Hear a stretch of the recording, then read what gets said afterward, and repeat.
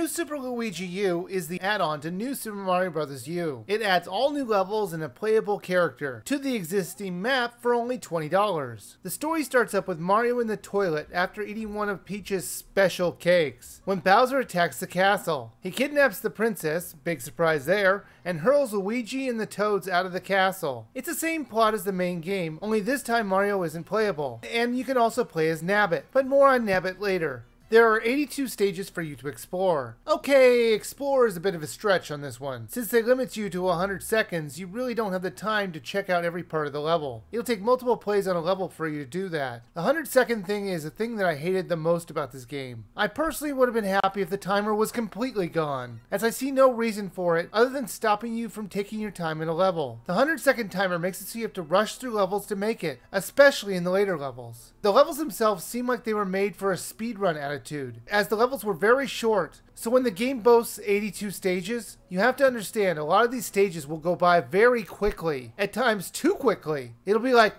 wait, the level's over? One of the great things about New Super Mario Bros. U is the time they spent making the levels look so great, and they were really fun to play. So while you're speeding through the levels, there really is no time to enjoy yourself on all the well-designed levels. And yes, they are really well designed and really fun to play. They just go by very quickly. But they're also very hard at times. This is a game for people who have already finished New Super Mario Bros. U and are looking for a challenge. It's not a requirement, but it would be very helpful when it comes to the more tricky level designs. Now, like previous Mario games, Luigi controls differently than Mario. He kind of feels like he's walking on the moon. He will often overjump and kind of be a bit slippery on the platforms. It does take some getting used to.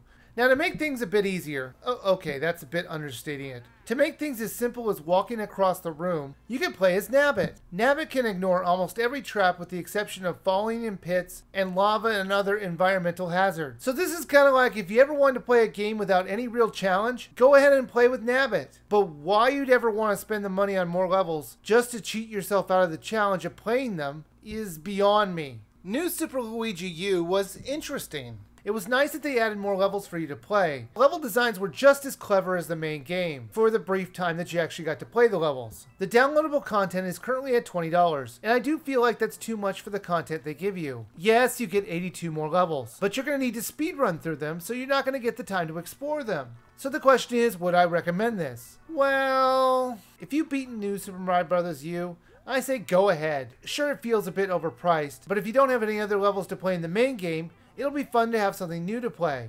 Now, this is also available in August in a standalone package in disc form, where you don't need the original game to play it. Now, this is going to be a very tough call. I have seen New Super Mario Bros. U go for $40 lately, and that's only going to be $10 more than this game. Now, if you don't own New Super Mario Bros. U, buy that game instead, as you're going to get much more fun out of the game, as the timer isn't as much of a pain, and the levels are bigger and more fleshed out. If you do own it, either download it for $20 or skip it. It's not worth the disc version, unless you really want the nice box art and disc.